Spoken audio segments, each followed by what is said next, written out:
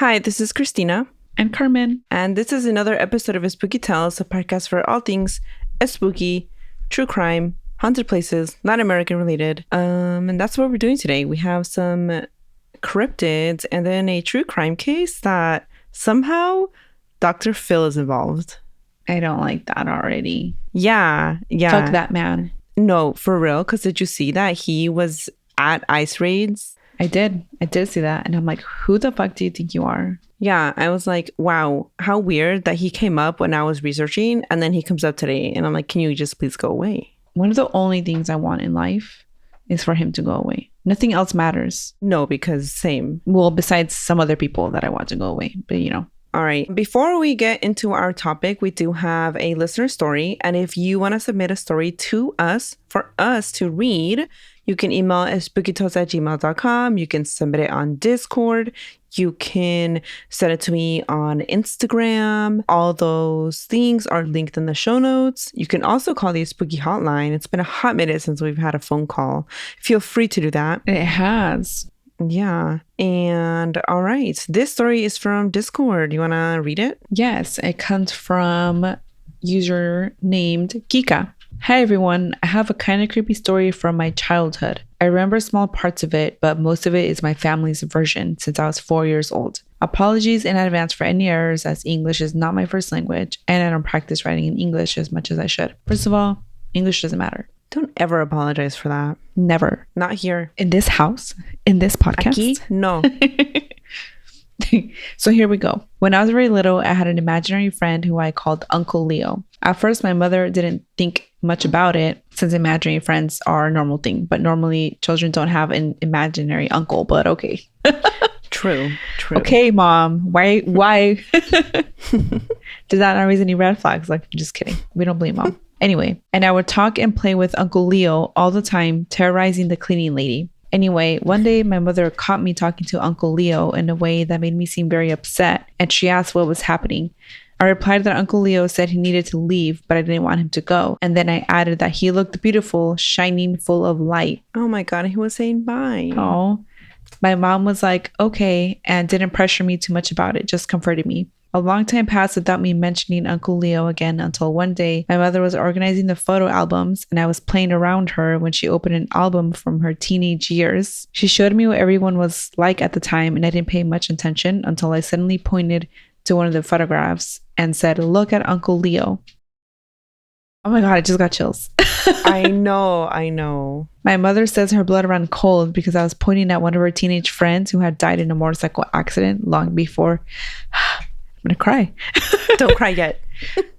The tears are coming. Hold it in. Sorry, okay. Let me finish. You know what? It's okay. Long before I was born, his name was Leonardo. To his friends, Leo. Oh my God. He came back to visit. He just wanted to meet his nibbling. Oh my God. That's the most beautiful thing I've ever heard. It is. It's so beautiful. Like, he came from beyond the grave. Literal, I have escalofrios right now. I literally got chills when I was reading it. Oh my God. Yeah, and you're trying to stop your tears from flowing. I am. I don't, While you're doing that, I just want to let the spookies know that Carmen got me a new brush for Christmas. Oh my God. Her hair looks amazing. I got a new hair dryer. And I have to say, the combo? My hair, immaculate. I've never been this happy with my curls. The curls are thank you, Carmen. You're welcome. For gifting me the gift of my curls. You're welcome. You're welcome. Plus, the hair dryer is also my recommendation. So really, you're also welcome for that. No, of course. In fact, I implore everyone to go to our YouTube to look at my hair. Yeah. You'll notice how much better it looks from other episodes. You really will. Yeah. Okay, I'm done. Whew, what a tearjerker that was. Kika, what an amazing story. I really loved it. Thank you so much for sharing. I love a heartfelt ghost story. You know what I mean? Like, those are the best. It reminds me of the one we've already mentioned so many times in the podcast. About our great grandpa visiting us. Yes. Yeah. And it was the same. Seriously. Like, we didn't know it was him until our mom was showing us pictures and we're like, he visited us. And she's like, what? What? Yeah. Like, what? Yeah. And those are the best and only ghost stories that you want to experience. I think. Yeah. Personally. I agree. And it has to be when you're little, so you're not scared, you know? Yeah. Yeah. Okay, should we get on to some cryptid stories? Let's do it. All right, our first cryptid is El Chonchon. First, love the name. Me too. It really has a ring to it. So El Chonchon is a myth that first began among the Mapuche people who are native to the region of South Central Chile and southwestern Argentina. El Chonchon is said to be a powerful sorcerer who undergoes a transformation. The creature is highly feared and only the most powerful sorcerers can transform. Before beginning its transformation, it said El Chonchon, either it be a male or female, locks themselves in their rooms and make sure no one will stop while they're not in their bodies. So they want their privacy and they need their privacy, and we respect that. Yeah. Mm-hmm. So then they lock themselves in the room and they make sure no one goes into the room while they're not in their bodies. And then they apply a magical cream to their throat. And the cream then initiates the transformation by allowing the head to smoothly remove itself from the body without a drop of blood being spilled. And it's said to resemble a bat. Okay. Interesting. In 1929, a Chilean historian named Tomás Guevara said the ears then stretch out and turn into very large wings that allow the head to fly around. The head is then adorned with feathers and talons. I'm picturing it. I am. I can see it. And she's a cutie. I'm picturing like an owl, even though they said it resembles a bat. Yeah. The powerful creature then flies at night and uses its new shape to engage in malevolent activities, such as flying to caves where other sorcerers and Satan get together at night to perform rituals. And are they joining or interrupting? I'm not sure yet. I wonder. I don't know if they're just a casual observer or they're a participant in these satanic rituals. I don't know. Mm-hmm. I don't know. In addition to performing rituals, El Chonchon is also able to drink the blood of the sick or sleeping. Don't expect to see El Chonchon anytime soon, as legend says that only other sorcerers or powerful people can see them. Oh. But normal individuals can still hear their cries in the dark, which sound like a loud... Okay, and how do you think this is pronounced? It's T-U-E. Tue, tue, tue. Ooh, that's a little too close to Tua. Not Tua. Tue, it's Tua in Spanish. This is the OG Hawk Tua. Yeah. And honestly, better. Yeah. Mm-hmm. If you hear a tue tue outside your house, it's best you say, pasa chonchon a tu camino. Respectfully. I love it. Yeah. I love when there's like a phrase you can say to avoid, like the trouble. Yeah. If you don't say it, it's said an old lady or handsome man will appear at your door asking for salt. Well, those are very different. I don't know if it's like gender-based or how it decides to present itself. Yeah. So either an old lady or a handsome man will appear at your door asking for salt. And if you don't give it to them, they'll take it as an insult and will avenge themselves. Oh, doing what? I don't know what the avenge entails. I'm sorry. Please clarify. Hopefully it's not like murder. Maybe just like a little beating, like the other lady who beat up the... you remember that?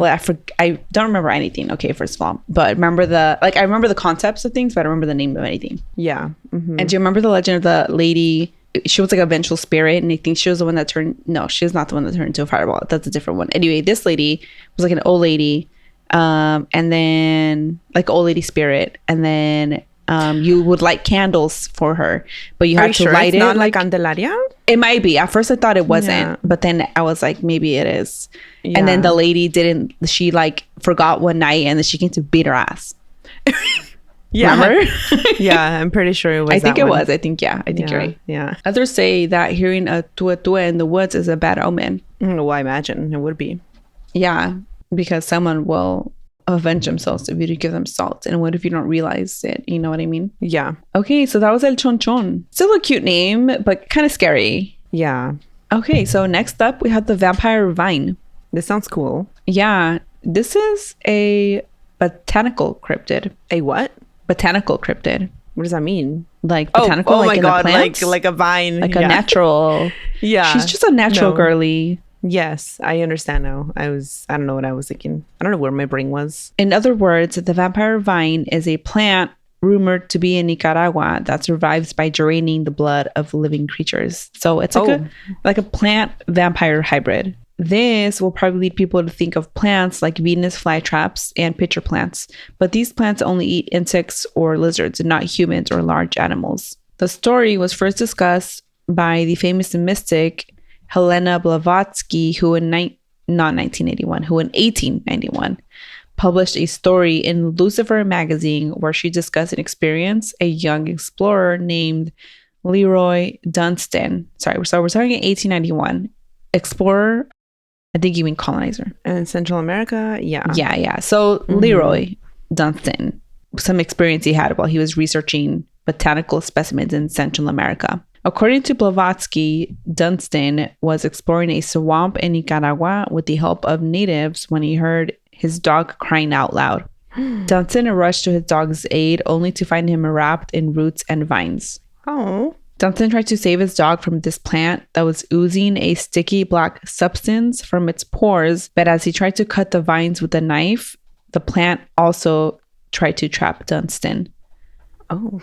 Dunstan was then shocked to see that the part of his skin that was touched by the plant was turning red and blistering, and the dog's skin was covered in puncture marks and blood. Oh no, what a gory scene. Yeah, miraculously, the dog survived, but natives then warned Dunstan of the plant they called the devil's snare.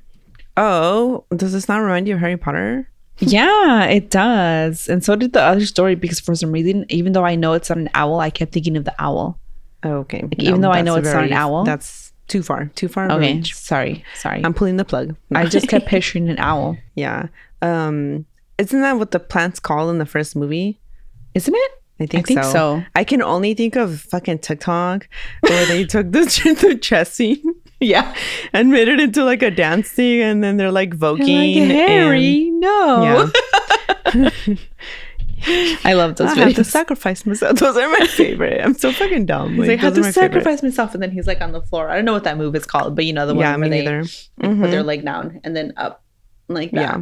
Yeah. I haven't come across one in a while. I gotta find Me either. it. Yeah. I love those. So according to the locals, several others were not lucky enough to escape the vampire vine.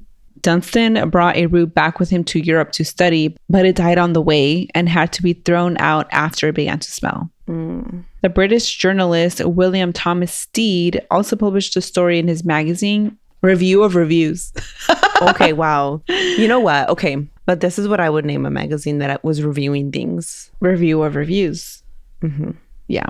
So he published a story in Review of Reviews of Dunstan's discovery, and Stead said he was able to discover very little about the nature of the plant owing to the difficulty of handling it, for its grasp can only be torn away with the loss of skin and even of flesh. Yeah, no thanks. Yeah. Stead said Dunstan described how the plant drew blood from people or animals by using a number of infinitesimal. I think it's like infinitesimal. I'm not sure. Okay. An infinity amount of mounts. An insane amount of mounts. Yes. Numerous. Extra numerous. Too many. Too many mouths to count. Which ordinarily closed, open for the reception of food if the substance is animal. That's the mouth. Sorry. If the substance is animal, the blood is drawn off and the carcass or refuse then dropped. I wouldn't want to mess or come across this plant. Nope. So then next we have the Abagoochie. Okay. Fun name. We're just getting fun names today. Yeah. I love it. So El Abagoochie, believe it or not, is a cryptid that not only has a connection to Costa Rica, but also to West Virginia. Well, I'm surprised and shocked. Color me shocked. No, I am surprised. El Abagoochie was first spotted in Costa Rica, where many locals referred to it as dry land piranha. Well, that's terrifying. Yeah, that is terrifying. Like, piranhas are like one of the scariest things about the ocean. And then they're going to be on dry land. Like, they actually don't like attack people like that. Oh, it's just like very, very rare. Oh, like, sorry. I'm just picturing like all the movies, you know? Yeah, it's just the thing in the movies. Like, if you're in the Amazon and you fall in, they're not going to eat you. Maybe something else will, but that's not terrifying. piranhas. I can't even think about that. No, you'll never catch me there. No.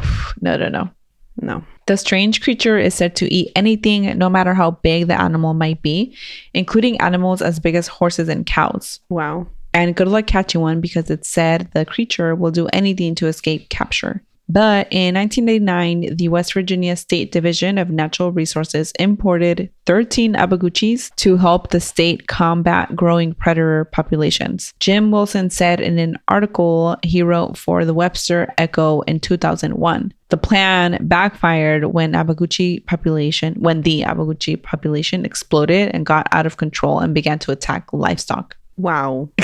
In the article, Wilson described the creature as a carnivore that would eat anything big or small, which freaked out the residents of West Virginia, who became terrified to go outside. Soon, many residents also reported their own Abagoochie sightings, which led to reports of residents carrying around shotguns and others walking their kids to schools. One resident even claimed to have run over an Abagoochie. Wow. But it was all a hoax, the writer of the article later confessed. What the fuck? I was eating this shit up. But yeah. Okay. The sightings did not stop, and many continue to report Abagoochie till this day.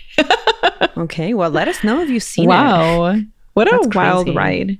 Yeah, first I was like, wait, no? Oh, yes? No? Oh, yes. Okay, You're like, wow. hold on. Wait a minute. Hold on it's now. true.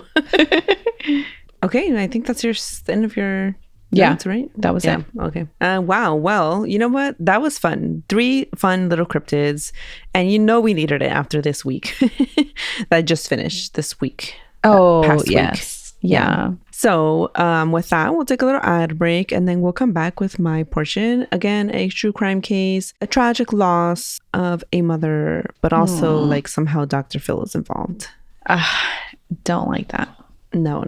Okay, and we're back. All right, so there is an episode of Killer Relationship. It's season 2, Killer Relationships. Oh, I can't remember the name of the show. It's either Relationship or Relationships. It's a show or a podcast? Yeah, it's a show. Killer Relationships. That sounds more normal. Okay, so it's a show called Killer Relationships. This is from season 2, episode 5. So that in combination with one really detailed article are my sources. So let's just start in the beginning. 21-year-old Julie Ann Gonzalez loved her daughter. She would do anything for her. One day, her family could not get a hold of her, and her ex-husband had told them, well, she was acting weird, and she told me she was taken off to Colorado. Something they refused to believe. Rightfully. Yes, of course. They dug deep. This is the case of Julie Ann Gonzalez. Julie Ann was born in 1988 in Dripping Springs, Texas. Her mom was young when she had her, just 19 years old, but she loved her daughter more than anything. She was part of a very tight-knit family. Her sisters and brothers all lived in the same house. Her grandparents, they all supported her as a young mom at 19. So her 15-year-old tia, Julie's 15-year-old tia, was now her babysitter so that Julie's mom could go continue her education. Her grandparents were always around. Everyone was around. And then her parents opened a general store in Dripping Springs. And I think that's just what it was called, the general store. And everyone knew the family. Everyone in town saw Julie growing up. And everyone just describes her as so smart, so wise, kind, beautiful, stubborn, and someone who just wanted to like live life to the fullest, but also kind of like too fast. Like she just wanted to be an adult. And when that's like to me, a red flag when someone says that about it. Not always, but yeah. So they did say that about her, that she wanted to be an adult. So at 16, one of the employees of the grandparents' store started to get very close to Julie. And Julie's mom noticed that these two were passing notes back and forth. So Julie's mom confronted her and asked her straight up, "Are you in a relationship with Aaron?" This is the employee. Julie then admitted, "Yes, we're together." But Aaron was 23 years old and Julie was 16. So her mom was like, "This is not okay. You're not allowed to see him anymore." When Julie wouldn't listen, the grandparents fired Aaron from the store. They chased him off when he came around. So they were just like, no. They put an end to it. It was forbidden, not allowed. And, as you should as a parent. Right, yeah. Yeah. Try and protect the daughter, your kids, right? But again, very normal reaction that a 16-year-old would do. But Julie was so mad at her family for this. She resented them. She started to hate her mom for this. So a year went by where Julie was just not forgiving of her mom again. One of the things people described her as was like, again, kind, stubborn, smart, stubborn. Okay, Yeah. so that's and she was. And so she was still mad at her mom a whole year later. So at 17, Julie she didn't ask. She told her mom she was moving out to live with her tia Dora in Austin, Texas, and trying to salvage the relationship, trying to not make her more mad. And also because she was very close with her sister. She knew Julie would be in good hands. She agreed. She was like, okay, fine, you can move there. So Julie moved with her tia Dora to Austin, Texas. She enrolled into Crockett High School. And this is her senior year now. And this is where she met George de la Cruz, her boyfriend, or the guy who would become her boyfriend. The family, met him right away because she was also very responsible. So she was doing her schoolwork. She was involved in, things at school too, like clubs. And she brought him home right away to meet the family. And the family noticed right away, he's very quiet. He's very shy. They'd be like, are you sure you like him? Like, he doesn't seem to be doing anything, saying anything. Like, he's just there. What do you see in him? And Julie would defend him. And of course, it's her boyfriend. Mm-hmm. She would defend him and say, you guys just need to know him better. He's very intelligent. He's so kind. And by the end of their senior year in 2007, things were very serious between the two. They went to prom together. Then it was graduation, and Julie received a scholarship from St. Edward's University. So the two moved out together to be closer to the university, so she could attend. And it was a full ride scholarship. Wow. They were young, but they were serious about their future. They did this so she could, go to the school easier. And before her first year of school was even over, Julie was pregnant. And when she told her mom remembers crying, but she wasn't mad. She was happy for her daughter that, like, okay, you're going to get to experience this too now. We know you're going to be a good mom because she's so responsible. And yeah, she can put her education on pause now. That doesn't mean it's forever. Mm-hmm. So everyone was accepting? Happy for her. Mm-hmm. Accepting. Yes, thank you. You're always here with the better words. Mm-hmm. So on September 27, 2007, Julie's daughter, Layla, was born. And Julie knew she couldn't attend university anymore. She had a baby to feed now. She enrolled herself in a very, short career type thing and became a pharmacy technician at Walgreens. And I mean, honestly, when you're looking for a quick career that pays okay, where you can live, like, that's a good one to choose. Like, yeah, that's not a bad move at all. And that's what she did. But their living situation, her, George, and little Layla, it was not as easy. They relocated a few times. They were barely making ends meet. George lost his most recent job.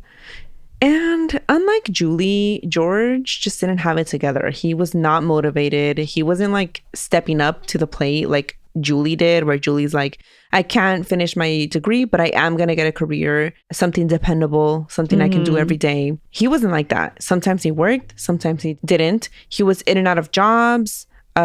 In construction, what was the other one I saw? Construction was one of them. Random jobs. And he didn't ever stay at one for too long. Eventually, they moved in with George's mom, Victoria, and his 3 younger sisters to save money because they just couldn't afford it if he wasn't also working. And so since Julie was the one going to work every day, they decided he would stay and take care of Layla.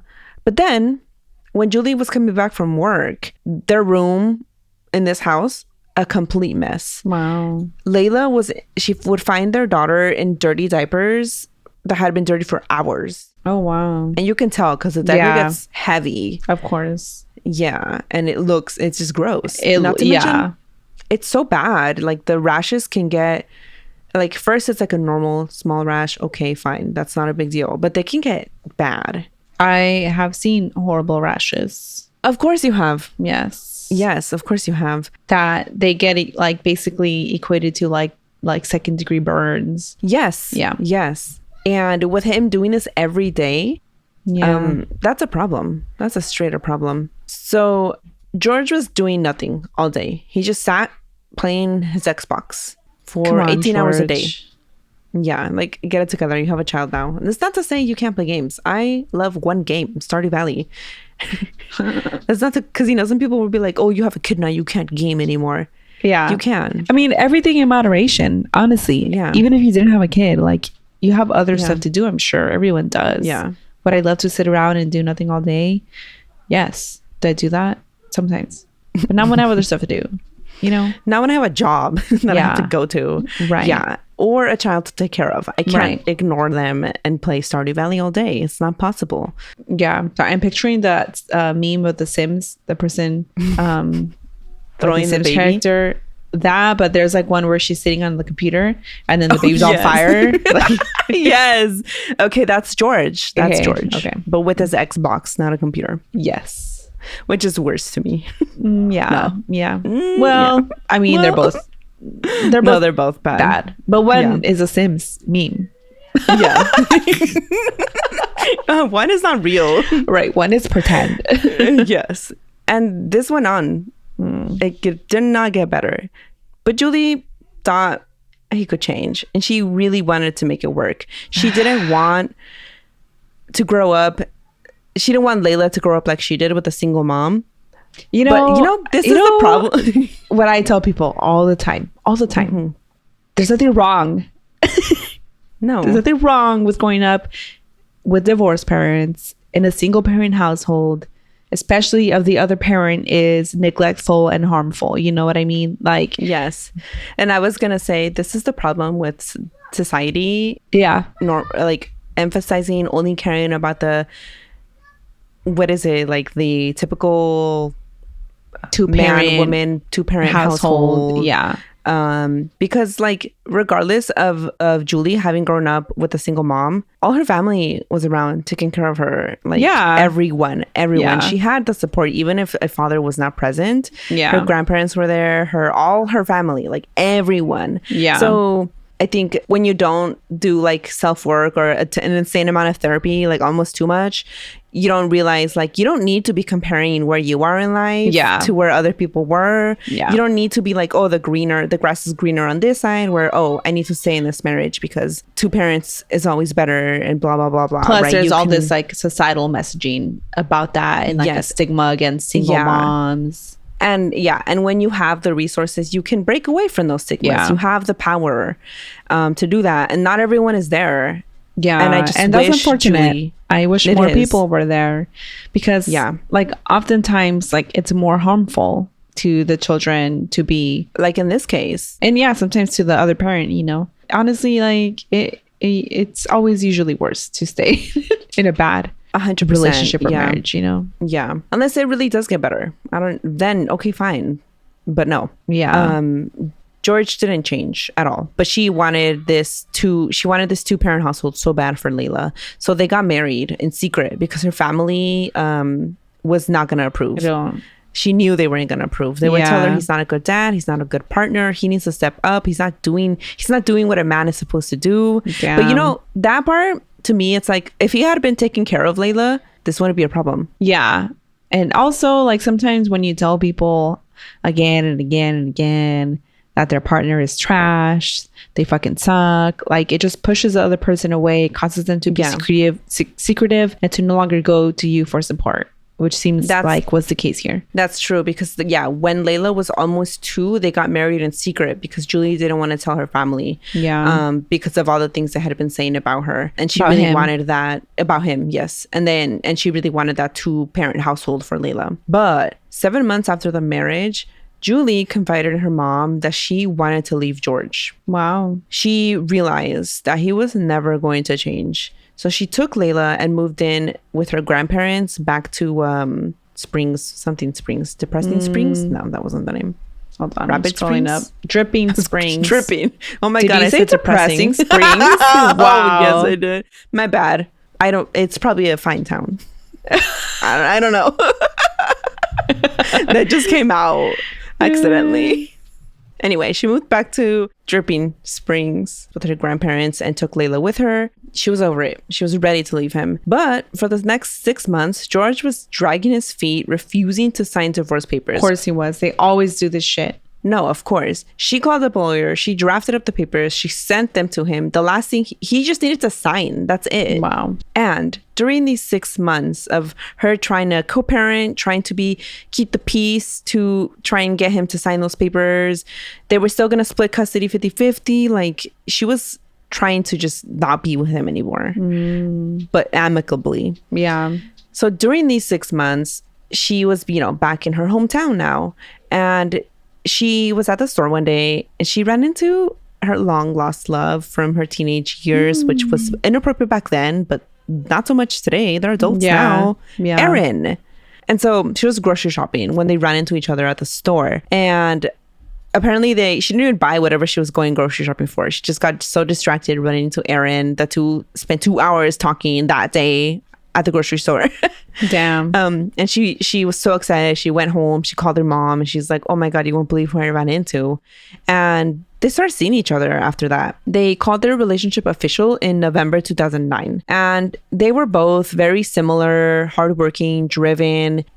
Julie Ann could see right away Erin was responsible, reliable. He had his own apartment. He had steady work as an electrician. Basically, everything George was not. And they were adults now. She was 21. He was 28. So it wasn't like the first time where it was illegal and wrong. So, you know, they're like, okay, we can do this now. Like, they were happy, but there was still one obstacle. Julie was still married to George because his ass was refusing to sign divorce papers like a little bitch. Yeah. So Julie made sure to keep her relationship with Erin tight. She didn't want to upset George because he still was refusing to sign the papers. They still had to co-parent Layla together. Yeah. She wanted to make sure everything was still good, that he was like not upset, George. So near Layla, when Layla was around, she never used Erin's name so that she couldn't say, Mommy met Erin. Yeah. Mommy brought Erin over. Yeah. She also made her MySpace page private so that only friends could see it. That way George couldn't see it because she deleted his ass as soon as she moved out. No longer in my top 8. You know, I can't picture being married. What if you didn't put your spouse in the top 8? Like, you know, back then. So she deleted him right away when she moved out. But she didn't think to remove George's cousin Ariel from her friends. She didn't even think about it. Oh, man. There's always one snitch cousin or a sibling. No, for real. For real. And Ariel could see everything. So he showed George a picture Julie uploaded with Erin, that they were at the Austin Zoo together on a day she had Layla. They were there together. The picture was just them two, though. It wasn't them two and Layla looking like a family, which probably would have upset him more. But that was still upsetting to him because he, again, was refusing to sign the papers. Right. So after he saw this picture, George started acting erratic and desperate. He faked amnesia on a weekend to get Julie Ann back. Amnesia, yes. And then he admitted to faking the amnesia. And she's like, I already knew, bitch. Wow. He also tried to kill himself. She had picked up Layla from George, and George told her after she was already gone, like, hey, there's a note in Layla's diaper bag. Like, he told her this later. And so when she finally read it and she was in her car to read the note, it was a suicide letter. Wow. So she rushed back to his house, called 911, and he had taken some pills. The emergency services did arrive and saved him. But again, if he was really going to do it, he would have just done it. There was no need. This was manipulative. This wasn't... Well, it's a control tactic that people like him, you know, taking forever to sign the divorce papers, trying to reel her back in with faking the illnesses.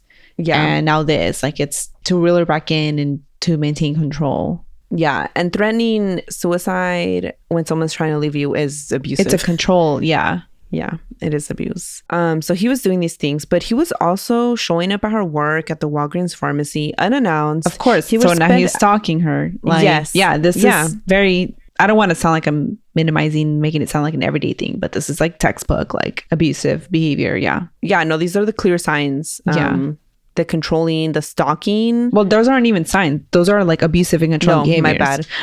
Yeah, that's what I meant by signs. They are the things that abusive people are doing that you can clearly say this is abuse. Yes. Yeah. Okay, so he would call the pharmacy frequently and just hang up. Like, again, controlling. Yeah. Julie's boss had to kick him out of the store multiple times. There was another night where Julie freaked out, called her boss after work, telling her that George was following her in his car.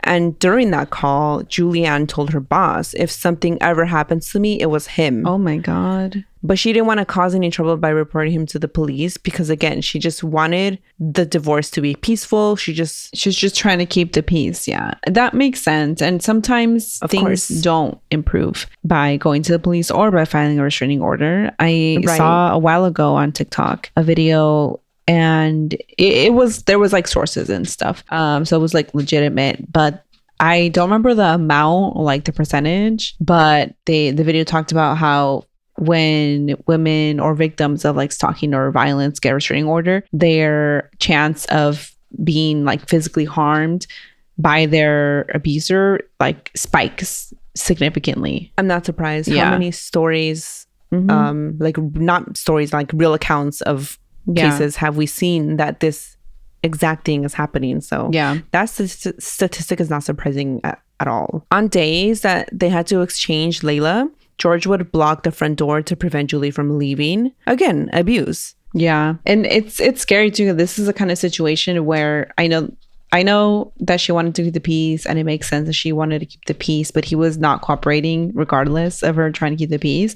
And it would have been a situation where she maybe could have like qualified for like sole custody or having some kind of supervised person.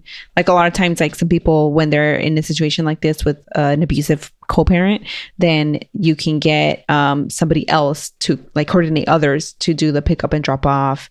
But like those things take time and effort to look up, money. Sometimes you have to pay for others to supervise the visit and all of that. So yeah, it's a lot. It's hard. Julie did start having family members come with her for drop-offs and pickups. And eventually the exchange was done between Julie and George's mother because she couldn't do it with George around. And luckily her family was more than willing to do this with her every time. And George's mother was willing to do it too. Because sometimes the parents enable this kind of behavior and don't like offer to help out and stuff. Yeah. So this is how things were for a while. And then on March 25th, 2010, Julie was talking to her mom. She was on the phone. She had just spent the night with Aaron. This was a Friday now. And it was her turn to go pick up Layla. For some reason that day, maybe because she was already nearby, because she was at Aaron's, she just said, I don't need a family member to come with me. I'm already right here. She did ask Aaron that day for him to not go to work so they could stay together and watch movies. Like... But he was like, no, I gotta work. I gotta go. Like, I can't. I don't have, like, I have bills coming up. I don't have sick days. I have to go. They said bye to each other. And she was like, all right. She called her mom and she was like, oh, no, you don't need to come with me. It's okay. I'm like right here.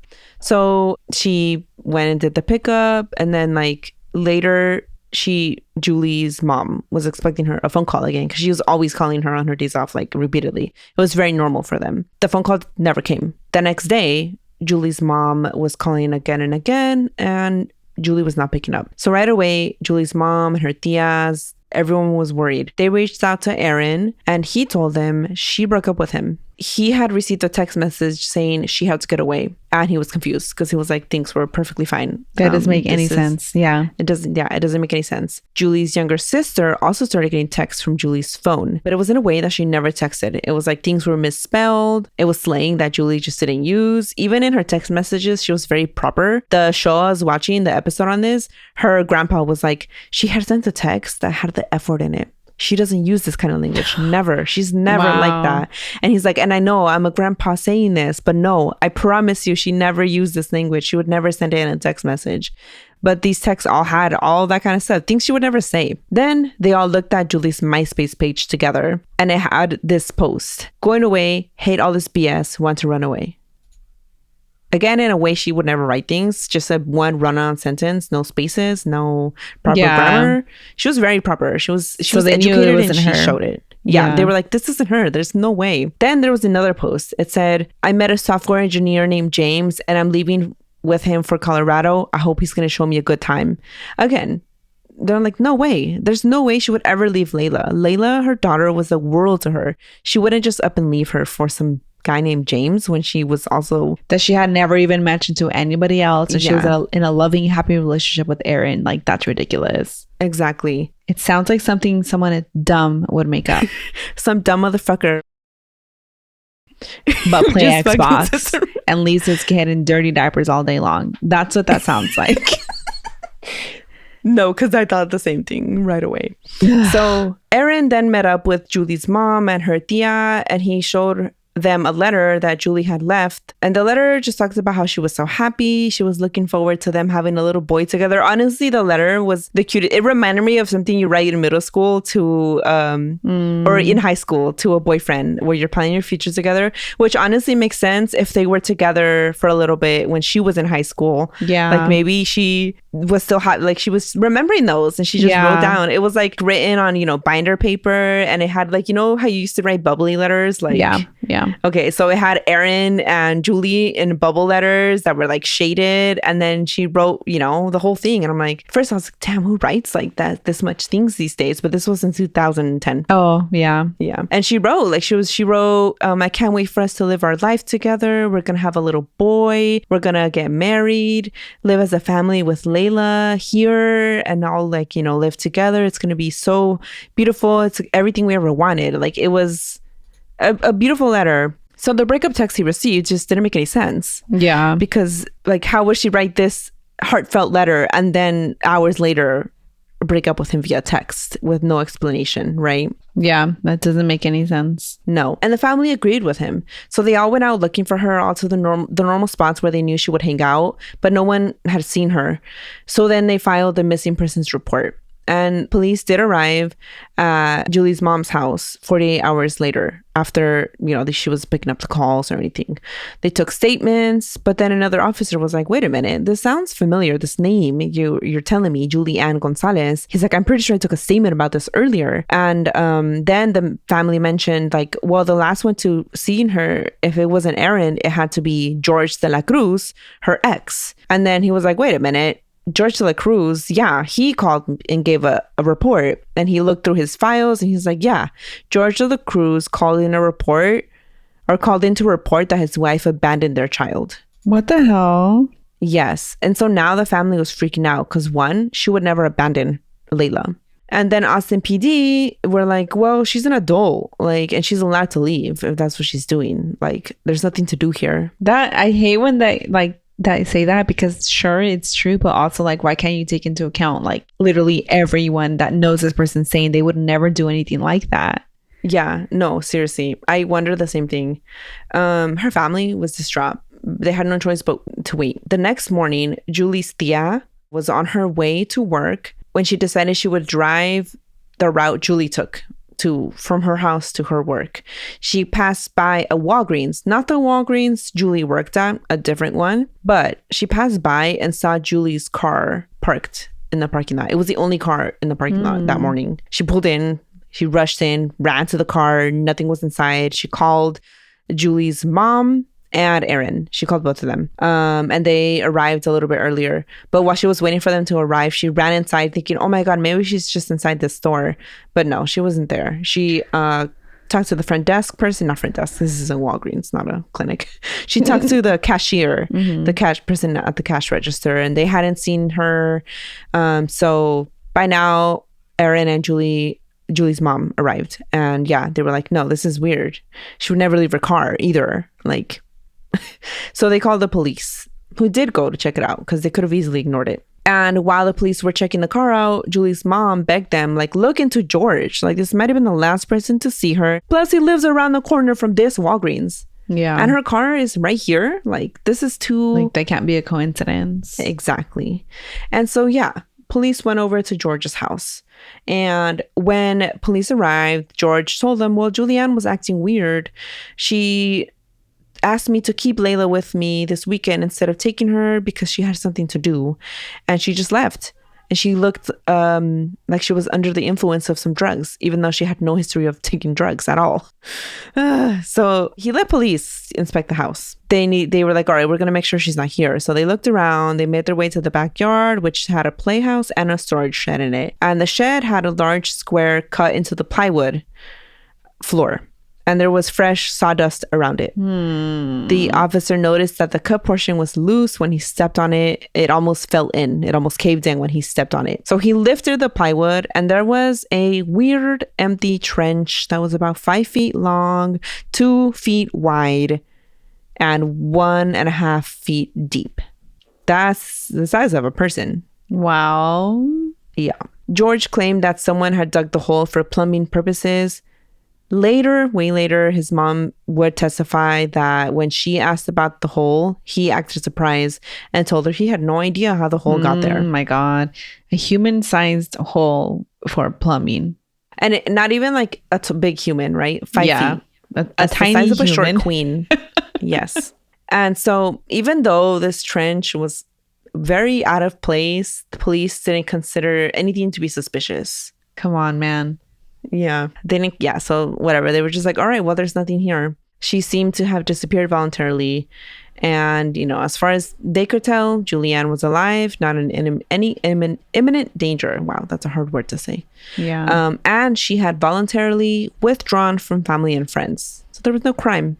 I just don't understand. I don't understand why they didn't take into consideration that she was texting differently than she normally does. They weren't listening. Wouldn't that be like a sign that wasn't her? It should be. Yeah, you would think. Think. But no. Her family just was like, all right, it's up to us now. So they went back to where Julie's car was, and her mom and her tia slept there like 2 days in a row, seeing if she would come back. She didn't come back. And again, police were like, we're not going to do anything. Our hands are tied. So the family started putting up missing posters everywhere. No, missing flyers everywhere. They paid for a missing poster billboard on the side of the freeway. Just, have you seen me? And then it had her info and her information. They sent out hundreds and hundreds of emails. They were able to get the local Fox 7 channel to cover her story, how she hadn't been seen, how the police wasn't doing anything. They talked to anyone and everyone. And the community really came together searching for her. Even Aaron, who the family was like, oh my God, did he do it? He was one of the last ones to see her. Even he was out there looking, helping every day. And where was George? Yes, I was gonna be, who didn't do shit? Who even her Julie Ann's youngest sister was like, where is that motherfucker? Nowhere to be seen. Nowhere to be seen. Finally, on April 6th, Austin PD brought George in for questioning. And in his interview, George told the detective that he was worried someone took her or made her believe she had to run away. The detective was like, well, I had to ask, did you kill her? And George was like, I would never. My daughter was with me. Like, I could never. And the detective noted George sounded nervous, but he was like, I mean, who wouldn't sound nervous? That's if true. You were asked if you killed someone. So he was like, there's nothing suspicious about his behavior. And that's where it ended. And the family was left wondering and desperate. The days turned into weeks. 1 month later, May 2010, the family got a call from the Dr. Phil show. They let the family know that George had agreed to come onto the show and take a lie detector test on camera. Was the family trying to get on the show and get George on the show? Or did George take it upon himself to go on the show? Dr. Phil contacted George. Oh, okay. Like he saw this on the news. For stories. Yeah. Oh my God. Mm-hmm. First of all, this is stupid to agree to. Yeah, George is stupid. You should never agree to take a polygraph test, even if they're not admissible to court. This is just dumbass behavior. Yeah. Again, he's not very smart. Yeah. And the Dr. Phil show wanted to let the family know and also give them a chance to see if they wanted to be on the show too. Which they agreed to. They were like, anything to get her name out. Yeah. Wow. So let me send you. I'm shocked. A video? Hold on, yeah. This is the family getting the results of the test. Okay. But they did show the whole thing, him taking it as well. Oh, wow. All right. Okay. You ready? Yeah. 1, 2, 3, then play. So 1, 2, 3, play. He was asked, are you responsible for Julie's disappearance? He answered no. He was asked, did you cause Julie's disappearance during the month of March? He answered no. Those were not truthful answers. He failed the polygraph test. And we knew it. This was not a close call. This was not a close call at all. If he scored a -2 or 3, that would be conclusive. -3 to either of those questions or -4 in concert is deceptive on this particular format.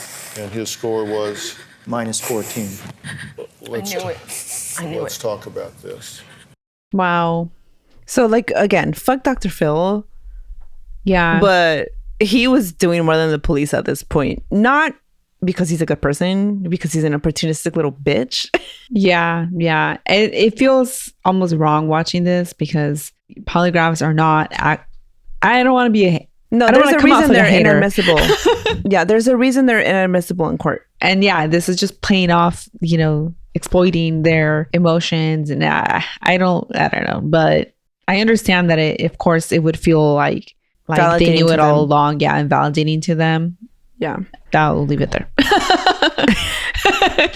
understandable. Yeah.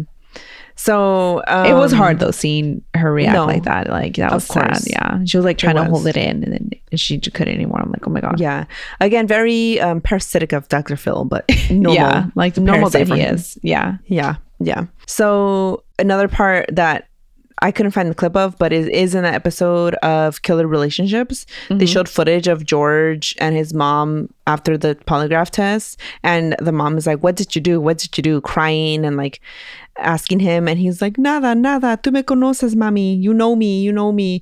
And she's like, no.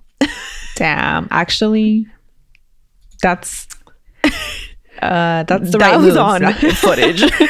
That was on air on the episode. And Austin PD was watching. Wow. And so this kicked off the real investigation for Austin PD. Not only did they know They're this, fucking stupid. Yes, of course. They started getting bombarded with calls because they're like, we saw this on Dr. Phil. They're like, hey, what are you doing about this? Why are you not looking into this? Why are you not investigating? Why is Dr. Phil investigating? Do your fucking job. So finally, they were like, okay, let's open this up. This is no longer a missing case. This is a homicide case. Detectives wanted to bring him in now for proper questioning, but George lawyered up. And they gave him a lot of time to lawyer up. So, But it's your right to have a lawyer. no, of course, it is your right. Yeah. And it's always funny in shows when the person doesn't lawyer up and just like confesses. And it's like, this is not the way it works in real life. Like, Yeah. Bones, that happens so much on Bones. Detectives tried searching for this supposed James. They had to follow up every lead, especially now that they couldn't get to George. It just pissed me off that they could have been doing this shit all along, but okay. Whatever. Oh yeah, but they refused until it was on Dr. Phil. So in a way, the publicity that garnered. exactly. Not Dr. Phil is not to thank for, but the publicity that came with it that finally got them to be like, let's finally look into this they case. really Even though could the have family checked this beforehand. Yeah, of course. So detectives tried to search for this supposed James to see if he existed. They looked into phone records, into social media. They also looked into Aaron because they had to search every avenue of investigation now that they were finally investigating. So they brought Aaron back in, questioning him. He was shocked about the text messages, confused. He didn't understand. He didn't believe it was her. But then he also told them he deleted the messages. He didn't have them anymore. And detectives were like, that's a red flag. Okay. Now they're talking about red flags? Okay. I don't know if I would want to see the person I was with. I wouldn't want a reminder of these messages if I didn't even know where they were. Like, I understand the deletion, and I guess I understand them looking suspicious. Yeah, I understand both ways. I think. Yeah, both. So then they were like, let's go over that Friday that you were together. So Aaron told the police that Julie Ann had asked him to skip work that day because she had the day off too, and they could like hang out, watch movies. And he was like, no, I need to go to work. And so he left for work. And that was the last time he saw her. Later, he came home and he found the letter that she had written for him, the one I mentioned earlier. It was very cute. And they took that letter to compare it to other handwriting that the family had of things she had written out, planning, the planners, things like that. And the handwriting was a match. This was a genuine letter. This was really Julie Ann. They were really in a good, committed relationship. Yeah. Finally, Aaron was ruled out. So this search for the alleged James went nowhere. Then finally, they decided to focus on George again because he was the only like other lead they had. Like, they were looking at the evidence, and it took them to George.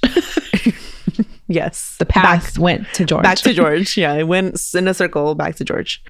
So they found out George had used Julie's debit card right before she went missing. Or right after she went missing. After she went missing. Keyword after. Yeah, after. There was debit card. Like, they looked at the bank records and they saw that it had been used at a store after her family said she was missing.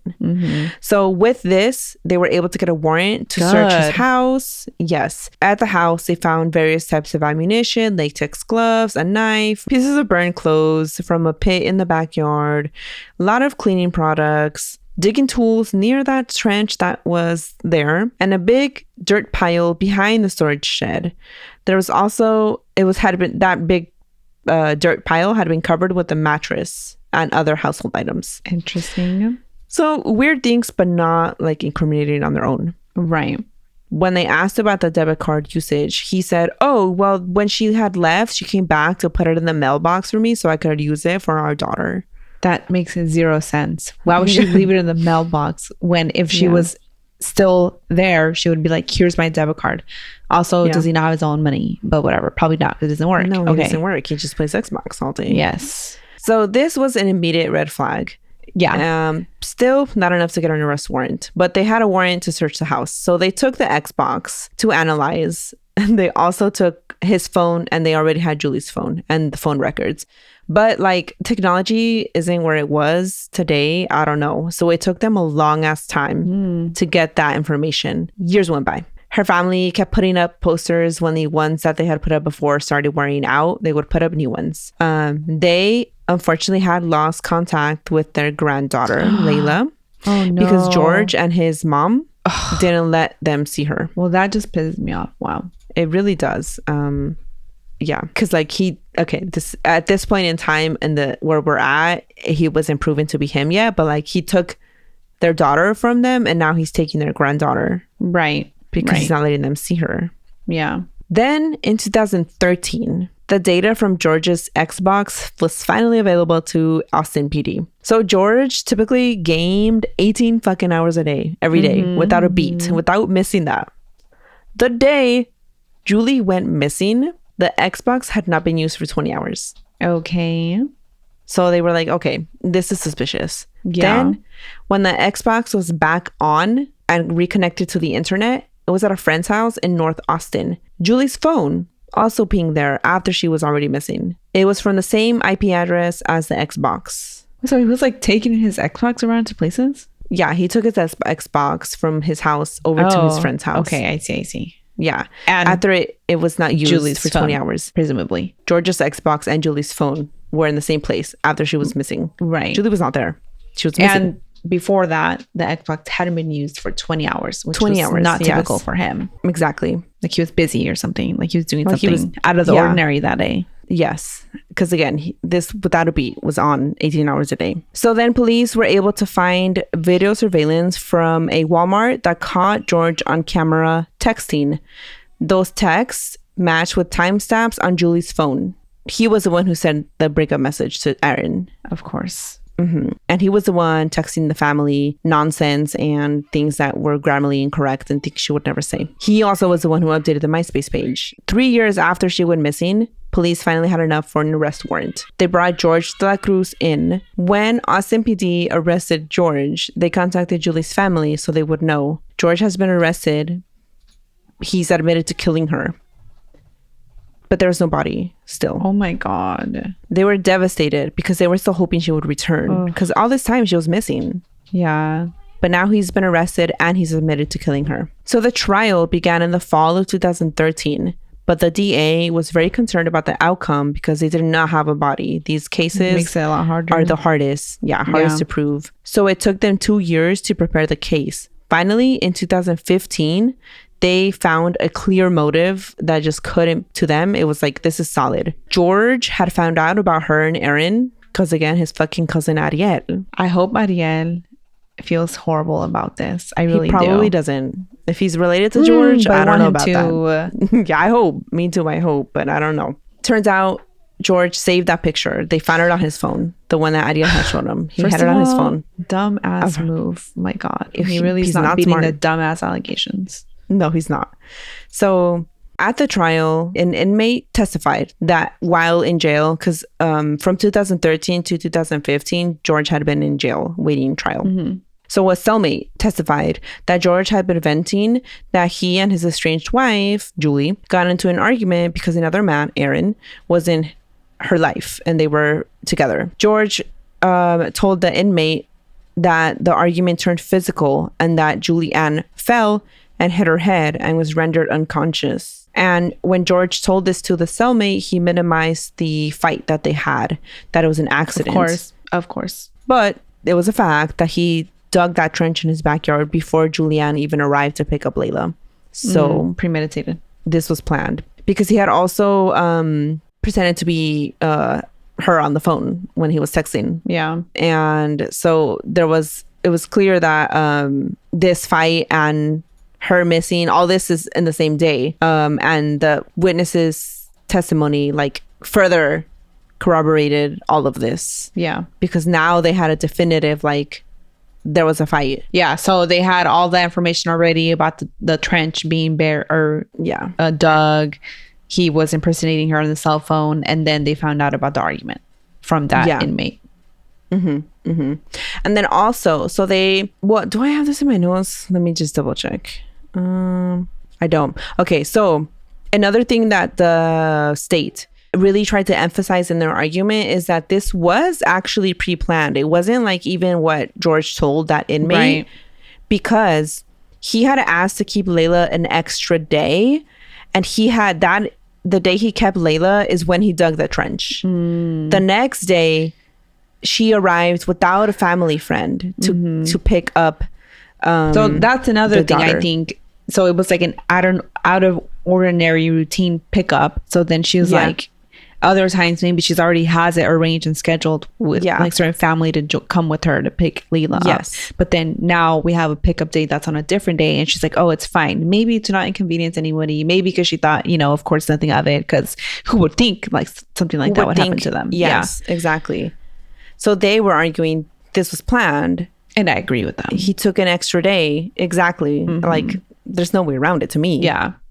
So the defense, emphasized that George didn't have a criminal history, but the state called up Julie Ann's mom, her aunt. They all talked about how much they miss Julie Ann. Victim impact statements, I think is what they're called, where they come and testify like how this has affected them, and also that they're keeping Layla from them too. So, and then the defense called Victoria, George's mother, to testify that George had never been convicted of a felony, that he was a good son, a good brother. He was raised by both his parents, like that means anything, that he was never physically or sexually abused. Again, people putting emphasis on this arbitrary structure or not structured. What's the word? I know what you mean. Socially I don't know what to- constructed Yes. expectation. Yes. Yeah. So they emphasized, or she shared that he had never been physically or sexually abused. Again, what is that? I don't know what that would implicate on his character. I'm not sure. She said he graduated from high school. That when he was employed, he contributed to household expenses, but she can't even say he's responsible because he wasn't always employed and contributing to household expenses. So Yeah. and then she called him an angel. At first I thought, I was like, oh, she when you talked about the Dr. Phil interview or whatever, not interview, what's it called? But then the state played that clip of Dr. Phil. And what'd you think here, huh? But on this No, date, What you said this. Explain that. I wish. I don't think they did. No, I mean, that would be pointless. No. That's not like a sound argument. It's not. But it would be funny. It would. All right. It would. So the trial lasted 1 week, and after 6 hours, the jury found him guilty, George, guilty of murder at the first degree. He was sentenced to life in prison. Once he was in trial, or during this trial, the family of Julie Ann also brought forth a civil suit over the custody of Layla. Oh, wow. And they forced George's family into a 50-50 split custody for her, Good. which honestly I love for them because Like, it's so stupid that, like, first of all, not even stupid. It's wrong to keep her from a family. yeah. And that's what they were Yeah. doing. Yeah. And I'm like, obviously it's not always the parents' fault how children turn out, but you raise a murderer. But you raised George. Yeah. So like, But you raised George de la Cruz. So Yes. what does that mean? Yeah. it has to mean something, right? I think so. I don't know. I feel like, yeah. George remains in prison to this day. He maintains that he's innocent. And you can find clips of him, his Dr. Phil appearance. He's on the show trying to blame another family member on Julie's side of the family for her disappearance. How does that make any sense? None of what he says makes sense. When 'cause before he's it a was dumb James. motherfucker. Like, Oh yeah, James. Like a bunch of dumb lies that he can't even keep track of because he's dumb. Again, Yeah. dumb. But you know, at the end of the day, her family, the person who lost in all of this is Layla, because now her stupid ass father is in prison because of the stupid thing he did because he's a controlling piece of shit. Yeah. Right. And then he took Layla's mom's life. She doesn't have her parents now. You know, her parents, or her mom, Julie Ann's mom, lost her daughter forever. Her aunts, they all are missing her. And her remains are still, they don't know where they are. Fucking George won't say because he maintains he's innocent. They're holding out hope that he one day changes his mind and says, actually, this is so fucking sad, but this is what they're waiting for. This is what Julie Ann's mom said in the episode. She said, we're holding out hope that when Layla is old enough, she might ask her dad. We're not going to make her because that's wrong. Ugh, that's terrible. Yeah. But we're wondering if she will be old enough one day and she'll wonder and she'll ask him. And then finally he'll admit it. That's their hope now. That's terrible. Right. Yeah. So that they can finally give her a proper funeral and put her to rest. Yeah. Because they still don't know where she is. She's That's- still missing. That's, yeah, horrible. Like, there are no words. Yeah. No, there really isn't. And that was the case of Julie Ann Gonzalez. George, may you rot in hell, and also your cousin. Ariel for Yeah. sharing that. And I guess, yeah, that brings us to the end of the episode. Yeah. Before we go, we'll take a little ad break here. And we're back for spooky recommendations. Do you have any? Yes. Actually, I You do? do. It's more like a crime thriller novel, I guess. Okay. But I listened to... Sorry, I'm pulling it up. I finished quite a few books since the last time we recorded because I wasn't here last time. That's right. Yeah. Let's see. I talked about The Last Housewife in our book club. We're in a book club with MJ, reading with MJ. That's right. Yeah. So, Oh, yeah. Let me know if anyone wants to join MJ's book club. She just runs it on Discord. It's very informal, but you can chat with her and all of us on the book that she has Yeah. chosen, which is Parable of... Well, you can say it. Parable of the Sower. And I finished it already because I was listening to the audiobook. And I go through audiobooks hell fast because I listen to it when I'm walking, driving, you know. And it was really good. I think most people probably know what it's about. Parable of the Sower is a series. There's one other book, the Earthseed series. It's by Octavia Butler. And the description is when global climate change and economic crisis lead to social chaos in the early 2020s. Now, Oh, now you say. California becomes full of dangers from pervasive water shortage to masses of vagabonds who will do anything to live to see another day. 15-year-old Lauren Olamina lives inside a gated community with her preacher, father, family, and neighbors, sheltered from the surrounding anarchy. In a society where any vulnerability is a risk, she suffers from hyperempathy, a debilitating sensitivity to others' emotions. Precocious and clear-eyed, Lauren must make her voice heard in order to protect her loved ones from the imminent disasters of her small community stubbornly ignores. But what begins as a fight for survival soon leads to something much more, the birth of a new faith and a startling vision of human destiny. It was really good. I won't say This too much was, because you're still reading it. Yeah, I'm on chapter 2. This was blowing up on TikTok because people were like, oh my gosh, she was predicting the future. But I just want to say, she was looking at the world around her using what is literally going on at the time and like seeing where it's going. But it's not like outrageous. Well, no, to have not only that, she Uh-huh. was describing the past. Oh, sorry, that too. The present Like, and the past for her. Yeah. Everything she mentions has happened, right? But also and- people in the book, people keep pointing to Trump as being the figure in her book, but it was based on Reagan. Right, because all of this has happened before. This is what I'm Yeah. saying. Like, this is is what we're nothing both new. saying. This moment in time is nothing new. You know what I mean? Yeah. And Sadly. This is why people say like, oh, unprecedented times. And I'm like, no, they're very precedented. everything has been They are. precedented. COVID was precedented. That's not the first, widespread worldwide infectious disease. It's like not even the second. Or the 5th. Right. Like all of this has happened before. And yeah, a lot of people, like, when they're talking about this book, they're like, oh, this is our present, these are horrible events, blah blah. But I don't know if I saved it, but I read a post on Reddit about it, and they're like, I think what Octavia wanted readers to get out of it is to, like, the way that Lauren and the people she comes across survive is by trusting each other, by building community. Yes. Also, a lot of people don't read the rest of the series. I'm gonna listen to the second one soon, but also by not being in denial, you know, and because so you're in chapter 2. I don't think this is a spoiler because I think you probably already read about it, but everyone in her community is like, oh no, that's not going to happen to us. Like, about every little thing. And then you got to the part where she's trying to talk to her friend about prepping. And her friend goes and snitches, and then she gets in trouble. And it's like, nothing she was saying was outrageous. Like, she was just like, we should all have go bags. Yeah, we all should have go bags. So I have one. No, I should probably get one ready soon. I should too. But like, these are little things that we can all do like every day to prepare ourselves for emergencies, whatever kind of emergency they are, you know what I mean? And so, yeah, I think that was one thing that Reddit post, like, really, like, it stood out to me. Like, it's not about the horrible things that are happening in this book. And yeah, they're horrible. It's like about the people coming together, learning to trust each other in this high stress environment, and learning how to prepare for it's like The Walking Dead now. Actually, yeah, it was funny. I was looking at reviews of it, and then people were like, this is very, like, giving me Walking Dead vibes.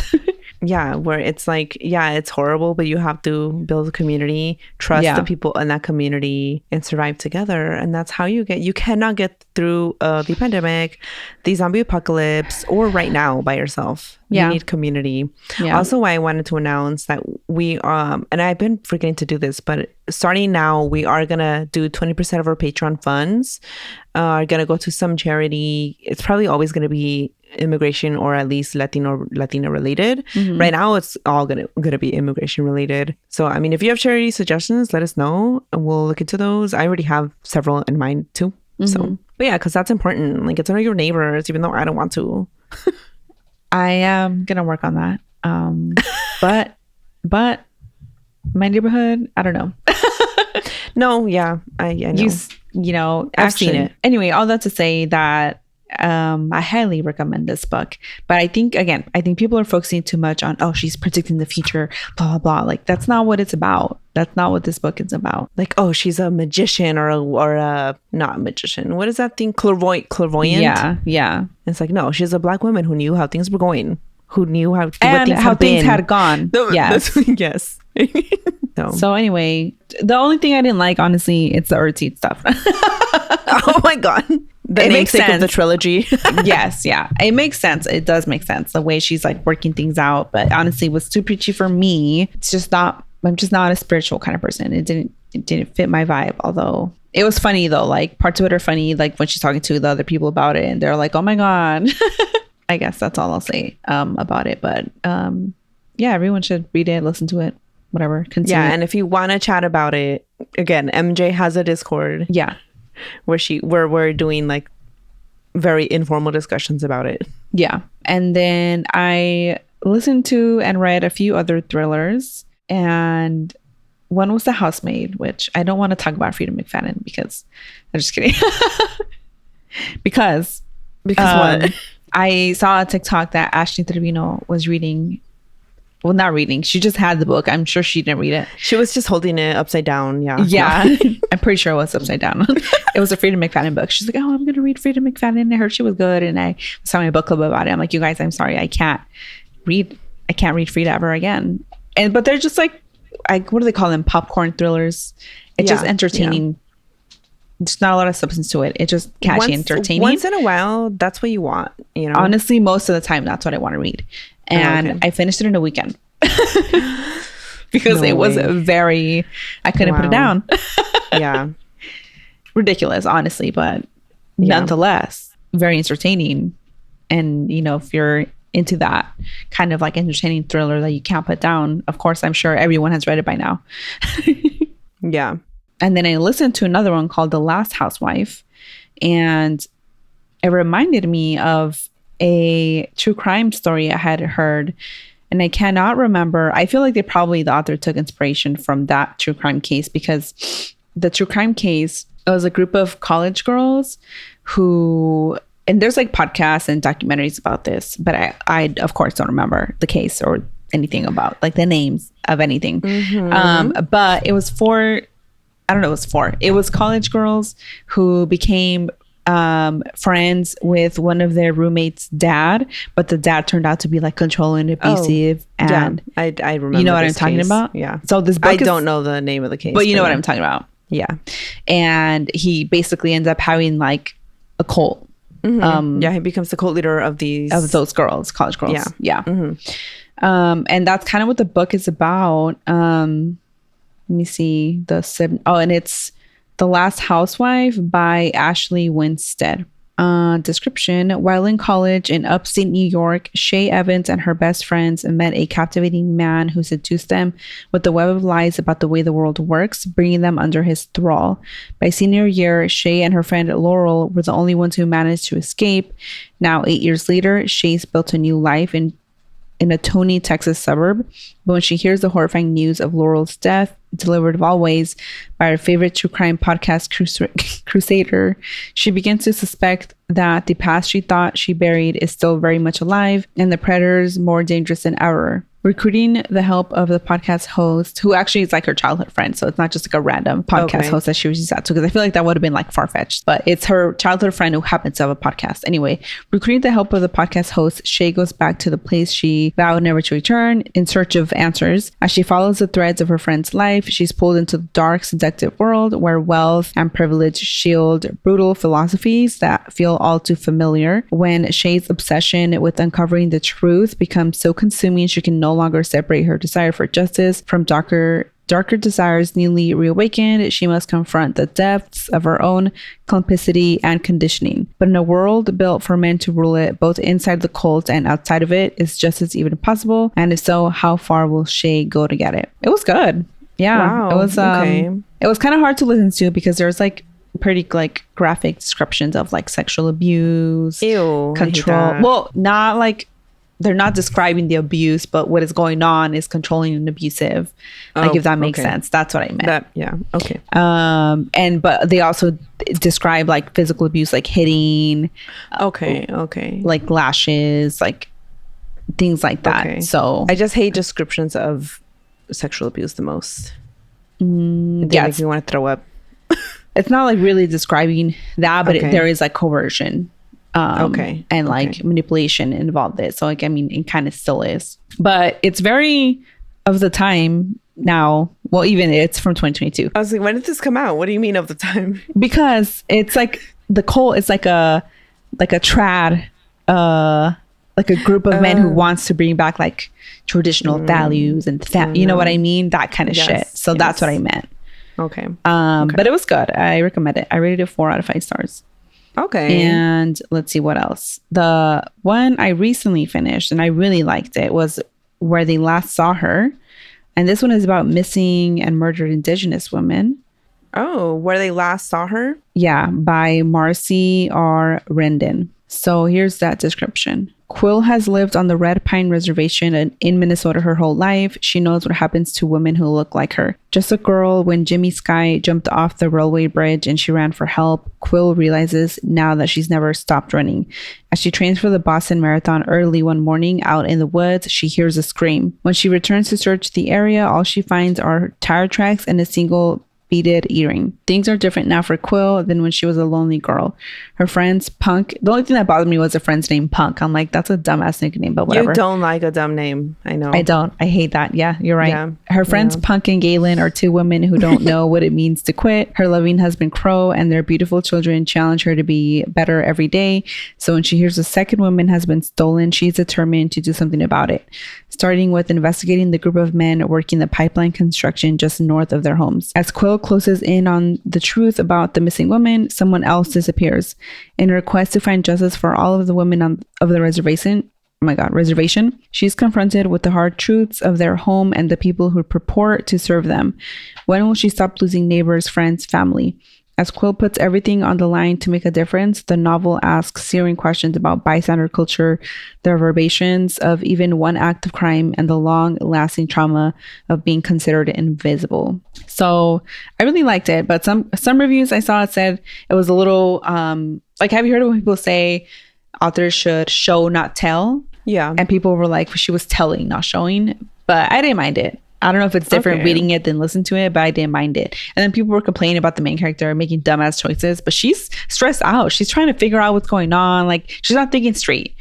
She's just thinking, like, she has justice on her mind. That's all on her mind. So to me, it makes sense the way that she acted. You know what I mean? But some people hate when main characters like make dumb choices. And I'm like, people make dumb choices all the time. Like, have you never made a dumb choice? True. Do you think you're perfect or what? I will be the one making the dumb choice. Yeah.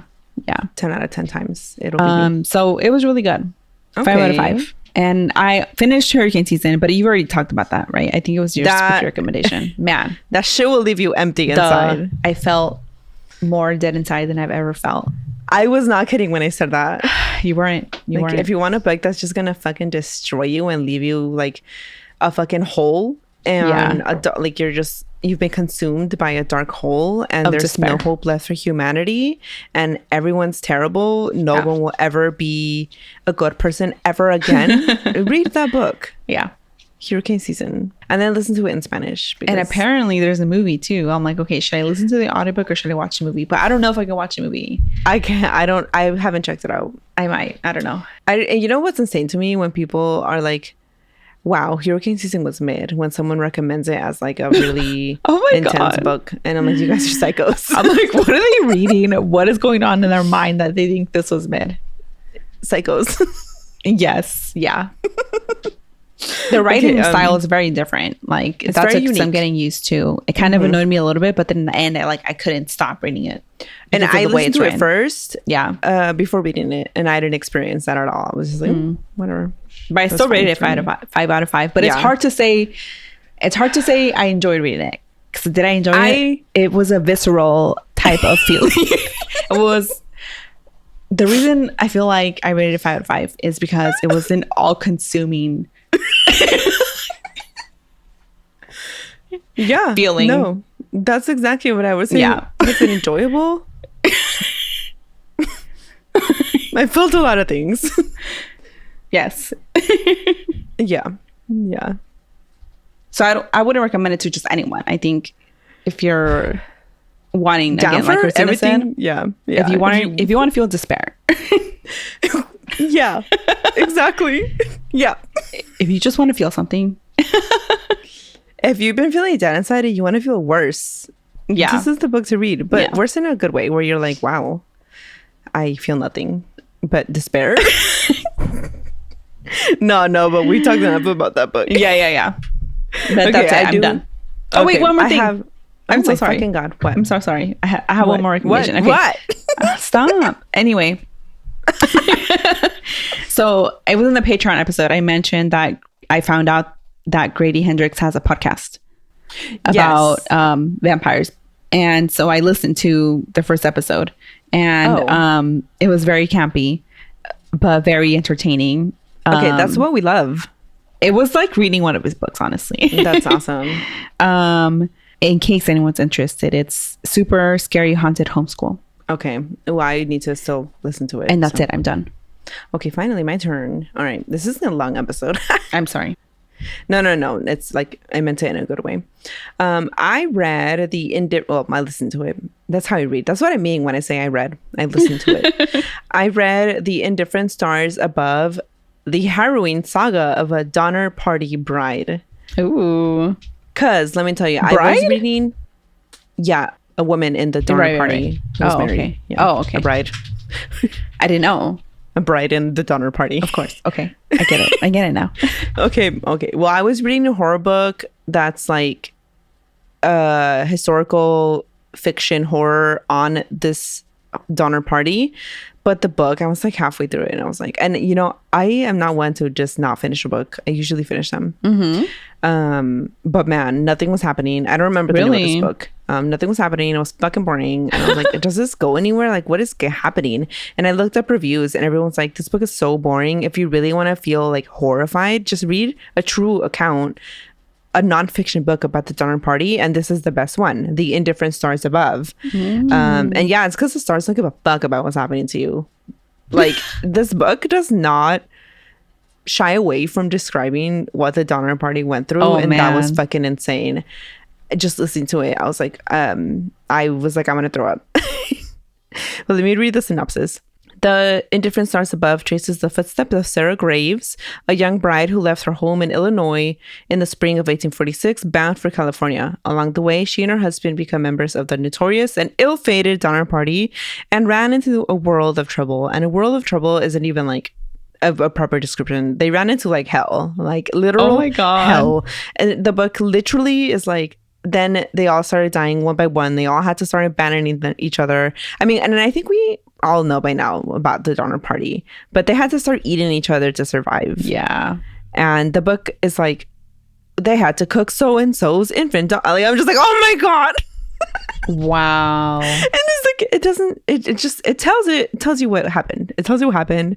And that's more horrifying than any horror fiction on the Donner Party, the literal true story. I think I know the book that you mentioned because when I was looking through I think I was on one of the subreddits from one of the book subreddits, and then somebody was complaining about the book you were talking about, and then they recommended the one you listened to. Okay. And honestly, if you like, I think everyone has experience with that book that you're talking about. Honestly, I think so. So don't read whatever the first one I'm talking about is. I don't know the name of it, but don't I already read it. forgot to. That's why I'm saying the one you were talking about. Go straight to the Indifferent Stars Above. Insane, horrifying, but true. It really happened. And it's also just like written really well, because you know some nonfiction books are like dry and you're like, ugh, like I want to know this, but do I really want to know this? And this was written beautifully, and it's such a horrifying story, but like there's so much I didn't know. Like there was two indigenous people that were paid to lead the Donner Party, and I learned that on the You're Wrong About episode. Yes. And I actually wanted to look into it, and I was just like, I feel like I can never do this justice if I wanted to cover it, and so I haven't. Yeah. But I wanted to look into these men, because I think one of them was they're Spanish. One of them had a Spanish name, but he's an indigenous person, you know? And yeah, it's just it's a story, and it follows Sarah Graves, which is one of the members. But man, like harrowing. I don't know how you pronounce that shit. Horrifying, truly. So yeah, that was my spooky recommendation. We've reached the end of the episode finally. Yes. This was a long one. She was a long one. And again, just a reminder, if you want to help us, one, help me keep the lights on by helping me pay myself to do this job. But also help us give to charity, then check out the Patreon. We post bonus episodes. We just did a long ass one talking about vampire media. And Fred on Patreon was like, you guys didn't even mention Little Vampire. I forgot about Little Vampire. Oh my God. I forgot about that. Yeah, I did. Fred was right. I did. Yeah. That's probably what kicked off my love of vampires. I loved that movie. And I loved that little kid when we were the same age. I was a kid watching. Some people take it too far and they're like, oh my God. Like when I'm watching when I'm on the Degrassi subreddit and you're like, do you guys realize you're adults talking about children? And you're like, no, we're adults who were that age, and these people are the same age. Like, stop being weird. God. Yeah. Anyway, yeah, Little Vampire was great. And so yeah, we spent almost 2 hours talking about vampire media, all vampire media, books, shows, movies. We yapped for a long time about that. Yeah. And then we also sometimes read Reddit stories and react to them. And when we're together, vlogs. Our last one was a Denver vlog, though. That was a while ago. Yeah. What else? If you join the highest tier, you get a one-time keychain, and I love those keychains. They're huge, and like soft, so those are cool. And then our current book club book, we finished it, The Witches of El Paso. We sent out the discussion questions. Answer them if you want. I like reading them, but you don't have to answer them. That's fine. But again, we like reading them, and we will record that probably next week. Honestly, yeah. And then we'll pick a new book. Now this brings us to the end of the episode. Okay. I don't think we have any more new announcements. No. All right. Stay spooky. We'll catch everyone next time. Bye. Bye.